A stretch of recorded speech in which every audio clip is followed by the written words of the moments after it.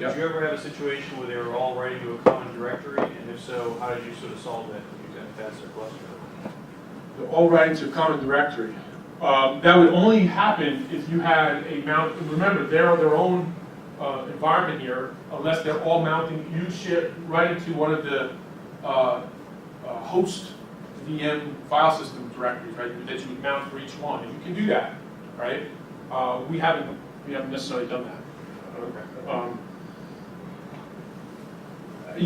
I think that would come up a lot with you're using in some distributed systems, like maybe if you're bringing up something like a MapReduce environment or a Storm environment, a distributed environment where you can have many slaves, processes, right, as containers, and they're going to be sharing a file system, right? But you're going to have to, again, is it technically possible? Yeah, but you got to work through it, right?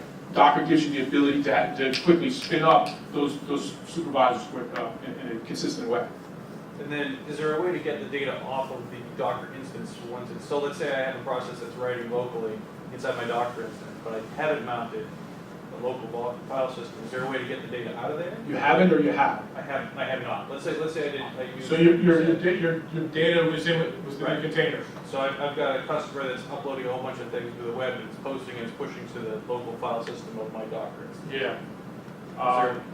Is the best practice to get it to mount that external volume and have it right there, or is the best practice to sort of? I would say if you're going to have multiple instances of that container, I would say mount it externally. Okay. Right? So that way they can all share. But again, back to it's application dependent. Right? These are all other questions? Yeah.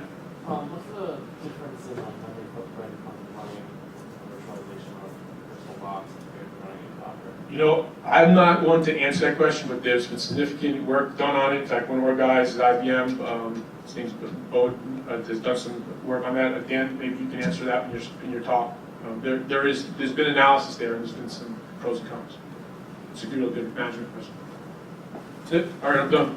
Thank you, Dan, and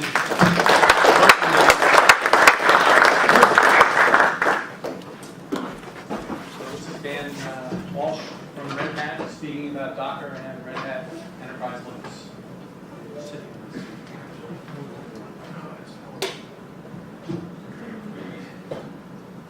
I'm not running an iMac. We'll see if this.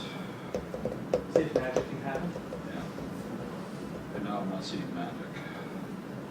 By some chance, do you have a HDMI plug? Okay, so magic can only happen when you go like this. Wait. You have to turn it on. It's a HDMI.